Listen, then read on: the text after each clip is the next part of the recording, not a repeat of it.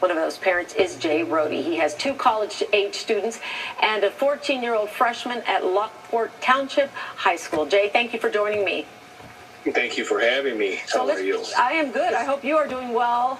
Let's get right to it. Why are you against this?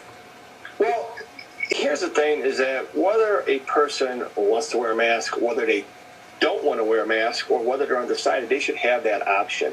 I don't feel, and our group does not feel, and the majority of the parents in our school district do not feel that right to choose their child's basic, medical welfare should be put in the hands of the state or a school board.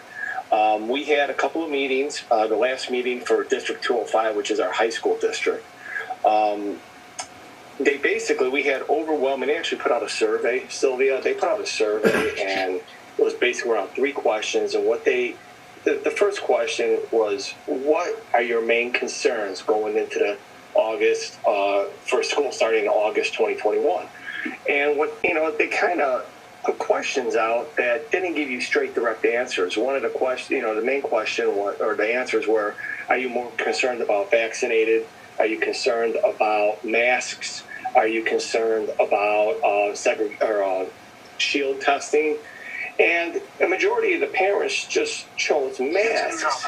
But the problem with that is that you don't know what their intent was. You don't know if they were for masks, you don't know if they were against masks, or they just didn't want masks in general. Or it wasn't a straightforward answer. It was left to the interpretation of whoever was taking the survey. There was a comment section below, though, that kind of went into, well, parents were allowed to comment per question. And it was overwhelming that parents didn't want the kids not to have masks. Actually, parents want the choice. Okay, let me jump in here. Because it's obvious that you feel very strong about making sure you have the choice. But we are being told by so many health professionals that masking up our children will stop the spread of this pandemic. If something so simple as wearing a mask can help us end this pandemic, why not just have our children wear them? Well, there are plenty of surveys out there in regards to the masks, and there's a lot of information. We've looked at it, and as recent as, I don't know if you're familiar with the Irish study that just came out, and they commissioned their own study in relation to the masks, and their health authority basically said masking children in the classroom is not a legitimate medical precaution. And they also went further and stated that the masks exhibit anxiety and breathing difficulties for the kids. So if the school districts and the schools are going to mandate the masks, at very least, they should be providing an assumption of liability agreement to the parents or the guardians of these students.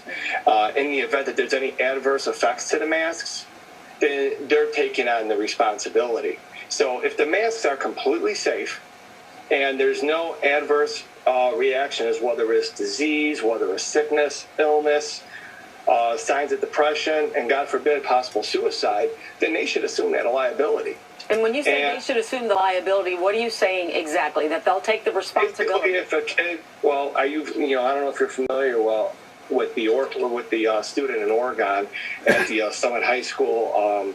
At Summit High School, student Maggie Williams, who just recently was finishing up her track competition and literally passed out crossing the finish line due to wearing a mask. Jay, obviously you're very passionate about this. That's why we wanted to have you on. So we appreciate you giving us your time. I know you're a parent of 3 school-age children, 2 in college, and that this is something that's very important to you. So thanks again for joining me. I do appreciate it.